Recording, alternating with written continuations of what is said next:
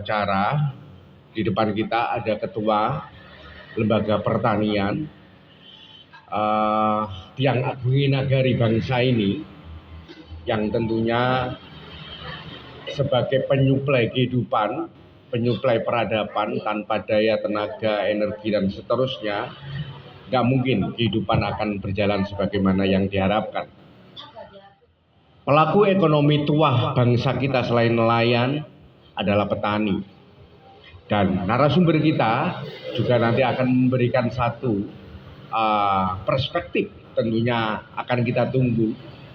Dan tentunya saya yakin akan menarik cara pandang beliau terkait bicara tani yang berkebudayaan. Tema ini menarik, antara sinergisitas pertanian dan kebudayaan, bagaimana menjadi laku pertanian kita, sehingga ini nanti akan menjadi wilayah yang akan kita asup narasi-narasi yang akan disampaikan narasumber. Tanpa mengurangi rasa hormat, mari kita beri kesempatan kepada Ketua Lembaga Pertanian Nahdlatul Ulama Lamongan, dalam hal ini adalah Pak Rokib, untuk memberikan sepatah dua patahnya. Assalamualaikum warahmatullahi wabarakatuh. Alhamdulillah, pada kesempatan sore hari ini kita bisa berkumpul silaturahim di majelis ini dalam rangka ngaji bareng nih. Rasanya kayak Jan Salim ya, ngaji bareng, belajar bareng. Jadi pada dasarnya pertanian ini menjadi sebuah fundamental yang sangat penting bagi kehidupan bangsa dan negara. Oleh karena itu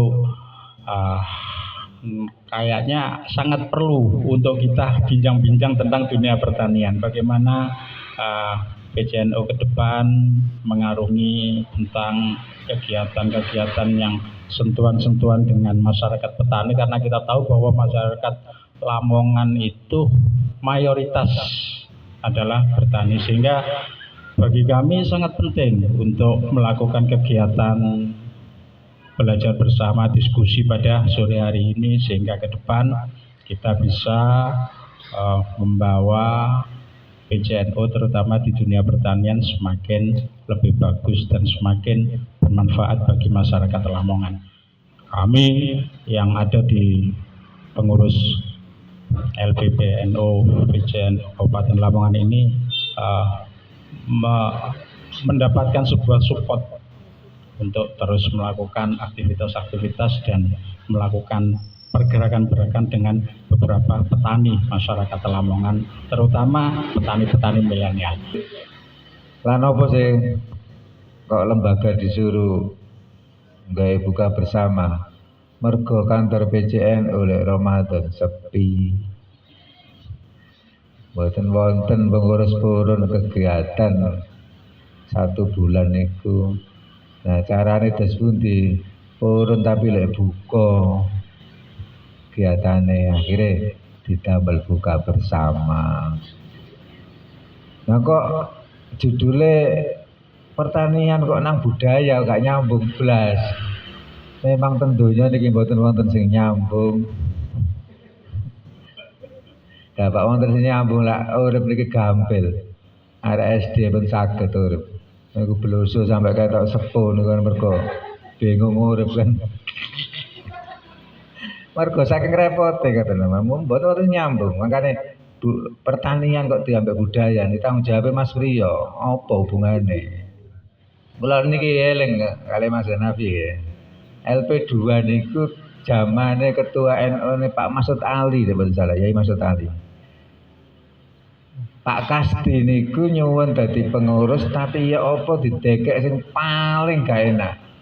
Akhirnya dadi ketua LP2 Pak Kasti. Oh, kok lembaga sing jarene waktu niku paling gak enak, gak menghasilkan, gak kanggo. Niku Pak Kasti salah mriku. Dadak man tahun 97 wonten program KUT niku lho. Oh, kok bejane entuk dhuwit 17 miliar. Tanggal 7 sama 8 niku. Habis dekek gak enak kok iso entuk barokah ya. Niku mawon sebagai intermezzo kula atas nama pengurus cabang NU Lamongan matur suwun sangat atas atensi, tanggapan dari semua lembaga, dan itu yang akan kita jadikan bahan untuk kepada Surya Tanmedia menggambarkan masing-masing lembaga dan banom yang ada di kepengurusan sekarang. Tentunya pertanian bagi kami bukan hanya sekedar menyebar benih, menanam, lalu ditunggu hasilnya, dipetik, dipanen, lalu dikelola menjadi aneka macam bentuk produk yang lainnya, bicara manajemen, pengelolaan, marketing, dan seterusnya. Tapi bagi kami, berdasarkan data dan informasi yang pernah kami baca, pertanian itu seharusnya juga membaca ayat-ayat kauniyah, bicara kepada rumput yang bergoyang, pada akar-akarnya, kepada batang, kepada ranting, kepada dahan, bunga, buah, dan seterusnya. Karena semuanya ini sebenarnya saling terkait.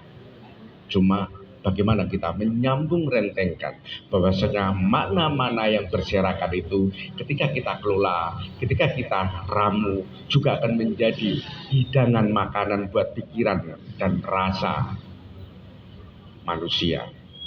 Nah, tentunya narasumber kita akan membeberkan beberapa hal terkait apa korelasi antara pertanian dan kebudayaan. Jadi pembicaraan kita kali ini mungkin nyambung, insya Allah nyambung dan pasti nyambung. Tadi disampaikan sama Mas Nur Salim seolah-olah bahwa yang namanya pertanian dan kebudayaan itu tidak nyambung. Dan memang bagi pemahaman umum tidak nyambung seolah-olah, tapi orang lupa bahwa produk kebudayaan tertua itu adalah pertanian. Produk kebudayaan tertua dan mungkin itu sezaman dengan keberadaan manusia itu adalah pertanian. Karena manusia tidak mungkin tidak makan, iya kan? Manusia tidak mungkin tidak makan. Apapun itu yang dimakan, apakah itu buah, ya kan, ataupun umbi. Di suatu masa, ya kan, mungkin kita mengenal tentang sebuah periode daripada kesejarahan, ya kan, di mana manusia mungkin belum mengolah tanah, ya kan. Mereka ngambil dari pohon yang berbuah, berburu dan lain sebagainya. Itu adalah masa-masa prasejarah, ya kan, bahkan mungkin sebelum itu, ya. Tapi di masa prasejarah sendiri, yang sebelum manusia bisa menulis, itu manusia sudah bertani. Jadi pernyataan bahwa yang namanya kebudayaan itu tidak berkorelasi dengan pertanian, itu melupakan sejarah manusia itu sendiri, gitu. Ya, itu adalah produk kebudayaan. Manusia bertani itu produk kebudayaan. Nah,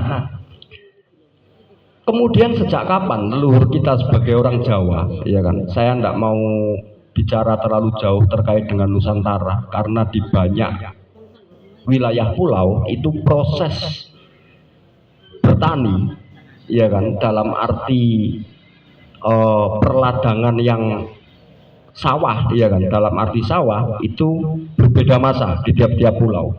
Nah, yang paling tua itu di Jawa.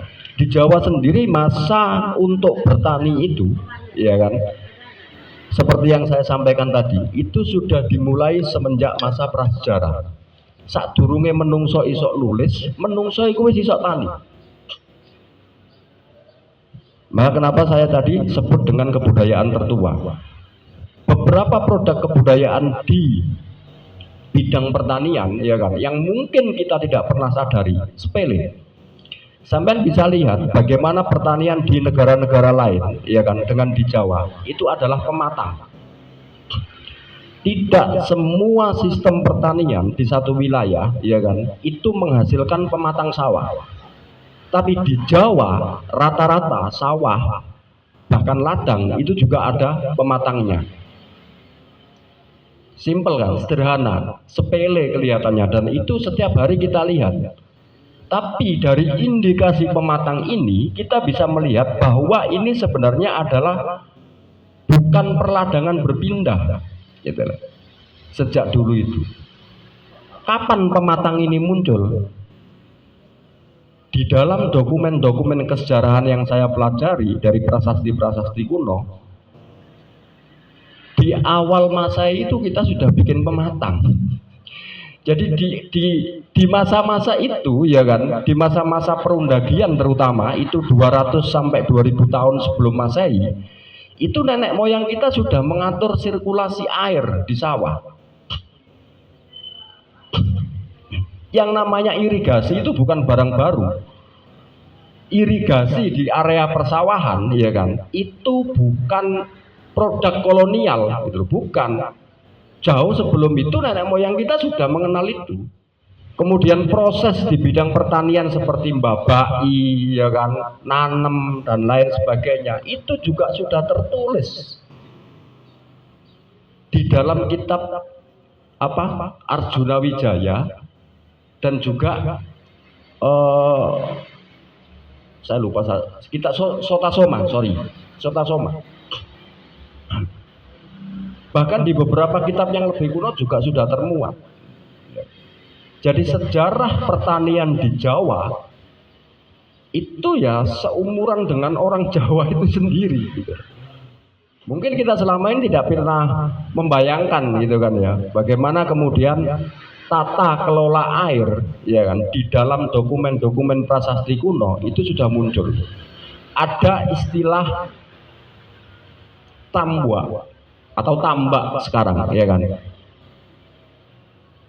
Nah, tambak ini ternyata sudah dibangun semenjak abad ke-5, ke-4 ya kan, bahkan jauh sebelum itu sudah dibangun.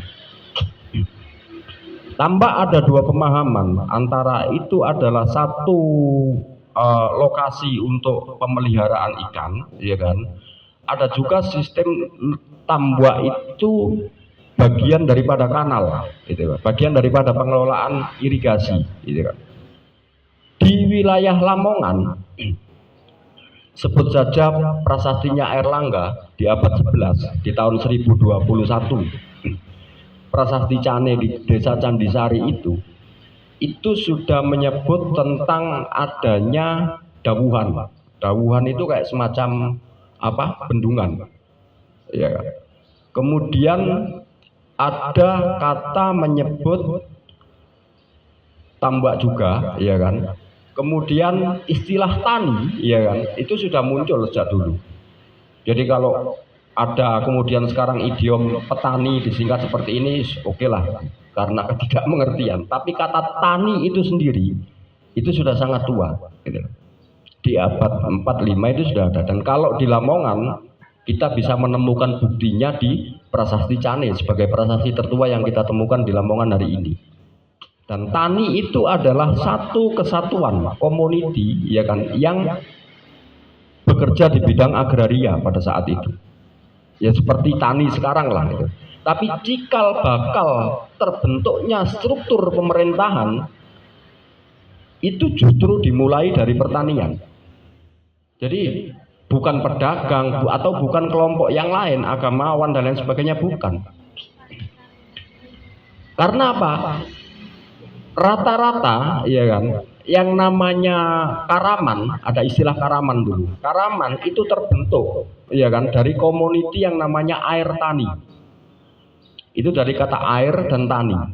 Air tani ini mengendalikan keirigasian di satu wilayah.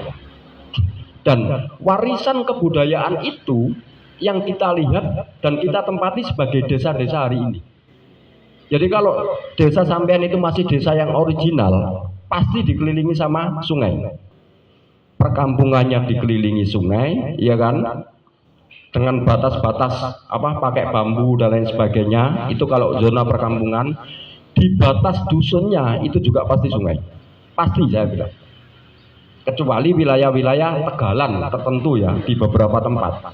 Itu ada spesifik. Tapi biasanya tetap ada yang namanya saluran air. Karena ini secara kuno ini adalah satu kesatuan wilayah, ya kan, di bawah pengelolaan air tani itu sendiri. Jadi ada tani, ada air tani, ya kan. Tani itu kelompok manusianya, ya kan, atau biasa disebut sapasuk tani, ya kan. Kemudian air tani ini adalah konsep pengelolaannya. Jadi satuan desa itu satu satuan air tani, satu kelompok irigasi lah. Kalau sekarang, simpelnya bahasanya begitu. Dan sebagai masyarakat petani, jika melupakan budaya dan kesejarahan, saya pikir dia akan menjadi ahistoris. Ya kan? Dia akan tercerabut dari akarnya. Karena konteks semua kebudayaan itu berdasarkan kondisi geografis masing-masing.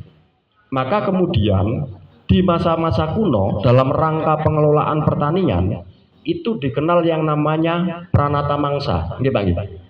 Terus saya ingat. Pranoto Mongso itu satu satuan sistem kalender, ya kan, yang biasanya diaplikasikan di pertanian. Itu aplikatif, ya kan, lebih aplikatif. Dan sebenarnya kalau LP2NO mau bikin kalender sendiri pertanian berbasis perhitungan pranata mangsa juga bisa, gitu. Karena kan zamannya sekarang kan membuat aplikasi kan itu kan. Karena pembagian bulan di pranata mangsa itu berbeda-beda. Ada yang 41 hari, ada yang cuma 23 hari, ada yang 28 hari dan lain sebagainya. Jadi walaupun dia 1 tahun, tapi pembagian jumlah harinya di tiap-tiap bulan itu berbeda. Tidak seperti kalender Hijriah, kalender Anula. Ini yang menyebabkan banyak ketidaksinkronan ketika orang tidak betul-betul memahami penghitungan pranata mangsa, dia menggunakan pranata mangsa dalam konteks hari ini. Di bidang agraria berkaitan dengan kalender musim itu yang dia pahami secara benar gitu loh. Dianggap kalendernya sama semua gitu loh. Koyok kalender Hijriah, kalender Masehi atau kalender tahun Saka dipadakno kabeh, tidak. Karena kalender ini sangat geografis. Ya, kalender pranata mangsa di Jawa tidak bisa diterapkan di Cina, tidak bisa diterapkan di tempat lain. Karena apa? Karena ini sangat bergantung dengan kondisi geografis, posisi lintang, posisi garis bujur dan lain sebagainya. Karena itu berpengaruh terhadap curah hujan, ya kan? Dan kapan musim itu akan bergerak. Ada banyak kebudayaan, kita ke komoditi dulu. Ya, ke komoditas pertanian. Komoditas pertanian apa yang dulu pernah ada di Kabupaten Lamongan pada masa kerajaan atau pada masa abad 11 lah. Yang pertama yang saya baca secara umum itu beras. Jadi beras, pengolahan beras, konsumsi beras dan lain sebagainya sampai dengan pedagang beras itu eksistensinya sudah sejak lama, sejak awal-awal Masehi sudah muncul gitu loh. Jadi di Prasasti Cane itu ada kata adagang beras. Di tahun 1021 itu. Kemudian komoditi-komoditi yang lain seperti kapas dan lain sebagainya juga sudah ada. Di Prasasti Bilolo itu ada beberapa komoditi lain, ya kan? Ada yang namanya kapulaga. Ada yang namanya sahang atau merica. Ya. Kemudian apalagi saya nggak lupa, ada kapas juga, ya. Kemudian ada cabai bukan Lombok loh ya, cabai sendiri. Nah ini originalnya orang Jawa itu cabai bukan Lombok, itu loh. Maka kemudian kenapa kemudian ketika kita menanam Lombok, ya kan, itu butuh perlakuan khusus. Dia tidak termasuk tanaman endemik. Tapi cabai ini tanaman endemik. Buktinya apa? Dia termuat menjadi barang komoditas perdagangan di wilayah Bilulu pada saat itu. Jadi produk-produk rempah itu sangat banyak di kita. Itu beberapa yang saya kenal. Iya, cabai itu. Nah, pada hari ini kita melihat bagaimana kondisi Bilulu kan. Di Bilulu kan memang konturnya kan seperti itu, agak berbukit, ya kan, dan lain sebagainya. Komoditi yang cocok memang seharusnya seperti itu. apalagi berhutan. Yang namanya kapulaga itu bisa ditanam di bawah tegaan tanpa kita menebang yang namanya jati. Iya, malah dia butuh tegaan. Kapulaga sekarang kalau nggak salah 250 ribuan per kilo. Lah, itu tanaman endemik miliknya Lamongan dan saya yakin pasti, ya kan, pasti akan cocok untuk wilayah Lamongan terutama di wilayah selatan. Tapi nggak ada pengembangan. Branding tentang tanaman endemik, ya kan, miliknya Lamongan itu penting dan itu akan berharga mahal terhadap beberapa komoditi. Yang namanya sahang itu sejenis merica. Jadi kalau kemudian muncul informasi bahwa dulu rempah-rempah termasuk merica itu diperdagangkan di wilayah Paciran, di wilayah Brondong dan menjadi salah satu komoditi yang dibeli oleh Tom Pires pada saat itu, ya kan? Pada saat penjelajah-penjelajah Eropa itu datang, itu bukan hal yang luar biasa gitu. Itu memang komoditi miliknya Lamongan gitu. Dan kita bisa buktikan dengan referensi akurat di prasasti-prasasti kuno itu. Nah, kita langsung saja, PR besarnya LP2NO dan Dinas Pertanian Kabupaten Lamongan itu sebenarnya kan mengeksplorasi tanaman-tanaman endemik miliknya Lamongan. Iya kan? Karena tanaman endemik ini jelas cocok. Itu yang tidak pernah dilakukan. Tapi ada satu hal yang saya menarik. Saya sekarang riset tentang Solo Kuro sebenarnya. Tentang Solo Kuronya itu sendiri. Karena itu ada satu prasasti namanya Watukura. Prasasti yang namanya Watukura. Nama prasastinya itu Watukura. Itu dari masa Dyah Balitung di abad 10. Saya sekarang sedang berdebat dengan banyak arkeolog, dengan banyak sejarawan untuk menempatkan prasasti Watukura ini di Lamongan. Karena selama ini prasasti ini ditempatkan menjadi barangnya Jawa Tengah. Nah, di dalam prasasti Watukura ada beberapa desa yang disebut. Yang menjadi batas desa Watukura itu, salah satunya itu adalah Payaman. Ini yang menjadi penguat saya. Yang kedua itu mata panas. Mata panas itu saya artikan tepanas sekarang, iya kan? Nah, yang lain ini nama-nama tempat. Buara Suwul, Buara Tengah, Buara Panganten dan lain sebagainya. Saya belum menemukan padanan kata buara ini di sekitar Solo Kuro. Tapi ini sudah menjadi bukti yang paling kuat, ya kan? Ketika kemudian Selo Kuro itu, ya kan, yang hari ini berubah menjadi Solo Kuro, itu sangat logis perubahan penyebutan, ya kan, dari yang namanya Watukura. Ya. Apa istimewanya kemudian ketika saya membahas ini? Nah, di prasasti Watukura ini pada saat perjamuan, ya mungkin wayai Ramadanan atau mendekati riyoyoan, ya kan, karena perjamuannya ini kan perjamuan pada sesembahan pada masa lalu kan itu disebutkan berbagai komoditi terutama ikan-ikanan. Jadi ada nus, ya kan, iwak nus, saya tidak hafal satu-satu ya karena istilahnya tapi berbagai jenis ikan laut dan berbagai jenis ikan tawar itu ada. Begitu juga dengan berbagai jenis sayuran yang diolah pada masa itu. Nah, kenapa pentingnya kemudian kalau ini kemudian kita rinci, ya kan, kita akan tahu jika benar dugaan saya bahwa prasasti ini berasal dari Solo Kuro, maka di abad 10, ya kan, orang-orang di sekitar Pantura itu sudah melakukan penangkapan ikan tertentu. Cara nangkapnya bagaimana, jenis jaringnya apa dan lain sebagainya.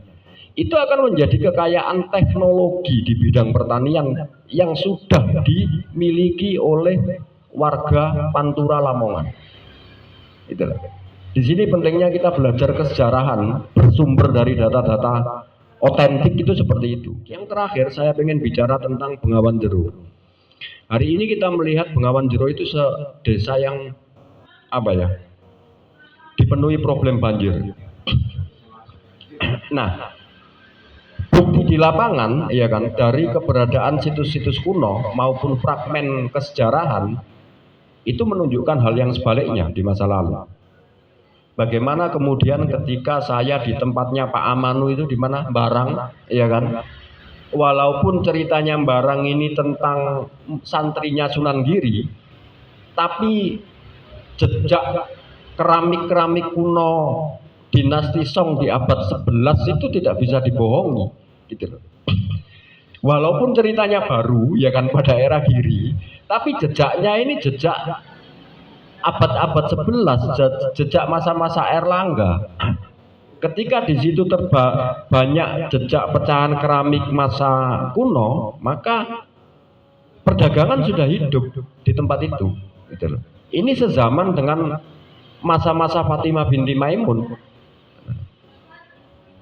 Begitu juga di tempat-tempat lain. Kalau zona ini yang sekarang disebut Bengawan Jero itu adalah zona perdagangan kuno di masa abad 11, ya kan, terbukti dengan jejak-jejaknya, ya.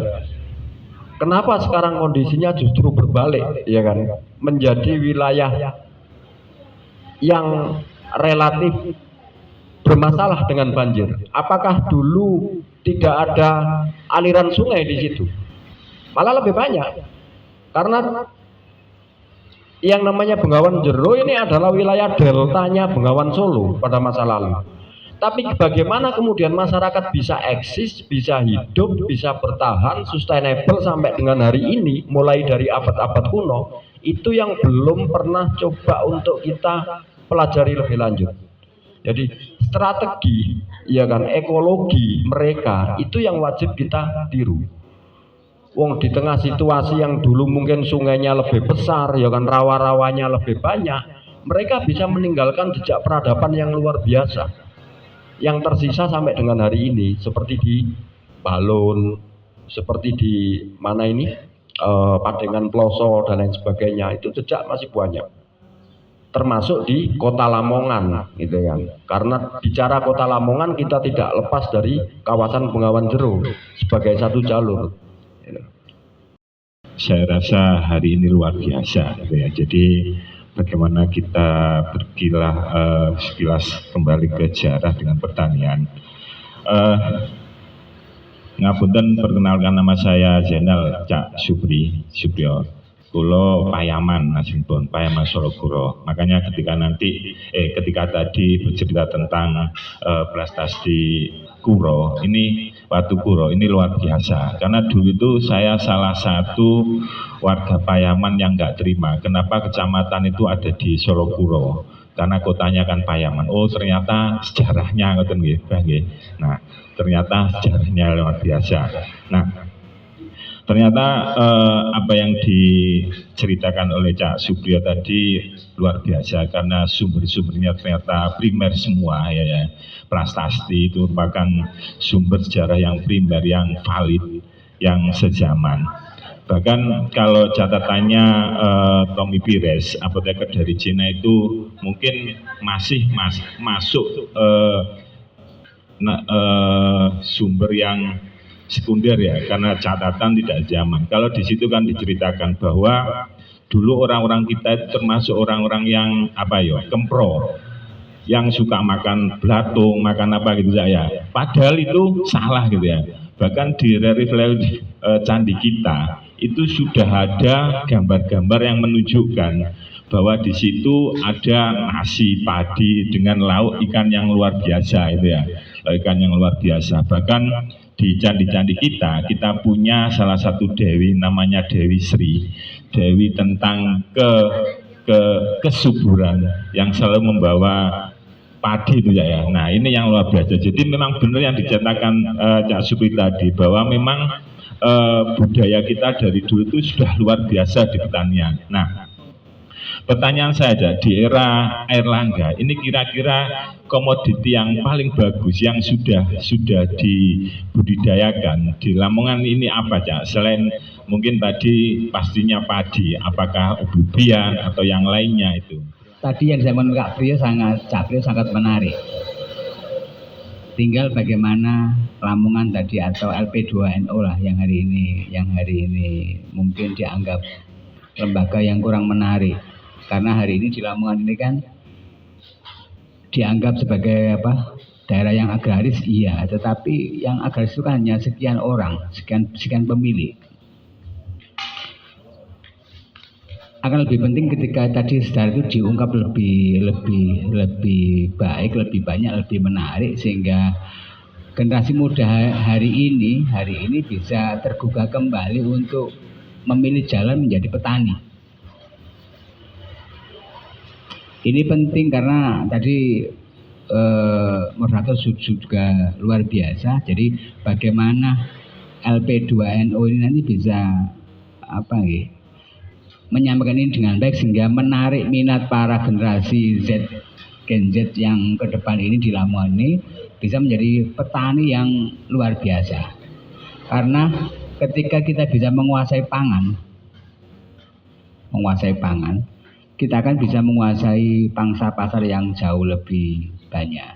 Jadi berharap LP2NO bersinergi dengan siapapun, monggo, lembaga-lembaga saya mungkin juga siap, sehingga menjadikan pertanian sebagai sebuah cita-cita ke depan. Terima kasih. Pertanyaannya menarik sebenarnya berkaitan dengan komoditi. Jadi beberapa komoditi kita kembali ke persoalan sawah dulu. Jadi sawah itu ada sawah kering sama sawah basah. Di prasasti itu juga menyebut tentang kabuan atau kebun. Di banyak prasasti, mulai dari prasasti Watukura ada, ya kan? Kan biasanya rata-rata di Lamongan itu kan prasasti penetapan tanah sima atau tanah perdikan. Nah, di dalam wilayah tanah sima, di tanah perdikan itu, karena itu menyangkut satu desa, misal prasasti Sukosongo misal atau prasasti Songo, itu juga di dalamnya ada kabuan. Berarti kan kebunnya yang ada di wilayah itu juga masuk bagian daripada tanah sima atau tanah perdikan. Itu intinya. Nah, tentu kita bisa memahami apa itu komoditi kebun, ya kan? Apa itu komoditi tanah sawah kering, ya kan? Atau gogo biasanya, ya kan? Nah, dan juga komoditi sawah basah.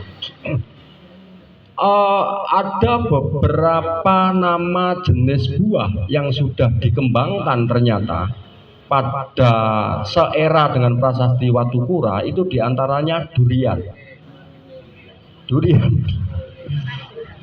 Durian itu sudah masuk, kapundung dan lain sebagainya, nangka dan lain sebagainya. Ada banyak. Saya tidak bisa merinci satu-satu, tapi intinya sebenarnya kalau ngomong komoditi perdagangan, saya pikir malah hari ini kita lebih banyak berkurang dibanding dengan masa lalu. Ya, kalau masa lalu itu dari rempah-rempah saja yang saya sebutkan tadi, itu di Lamongan sudah ada. Kemudian komoditi semacam sayuran dan lain sebagainya kita sudah ada. Bahkan biasanya ya karena ini temanya terlalu lebar ya, saya kalau bahas satu prasasti itu malah saya bisa ngulas. Di satu prasasti itu ada apa saja, mulai dari aturan hukumnya bagaimana sampai dengan kutukannya bagaimana, karena prasasti itu strukturnya seperti itu. Iya, bagi pelanggar. Nah, kompleks sebenarnya. Jadi bicara tentang pertanian di Jawa, termasuk juga di Lamongan, itu memang saya lihat kita justru mengalami kemunduran. Wong kita sekarang tidak melihat komoditi yang pernah disebut kok. Merica tidak lagi ditanam, ya kan? Kemudian kapulaga juga tidak lagi ditanam. Nah, saya pikir kebijakan berasisasi, ya kan, atau revolusi hijau pada masa Orde Baru itu cukup berat bagi kita, ya kan? Besar pengaruhnya. Nah, komoditi umbi itu sebenarnya kan komoditi yang sangat tahan musim. Semua proses pertanian itu adalah perjalanan kosmik, ritual. Iya kan? Bagaimana kemudian mau memulai bertani mereka harus wiwit dan lain sebagainya. Itu iya, itu kesadaran spiritual orang-orang petani. Sampai dengan puncaknya ketika kemudian sudah panen besar, ya kan? Itu mereka bikin acara sandur dan lain sebagainya, ya. Loh, wis tak omong dari awal, pertanian itu produk kebudayaan, dan di dalam setiap proses pertanian, ya kan, itu menghasilkan juga kebudayaan.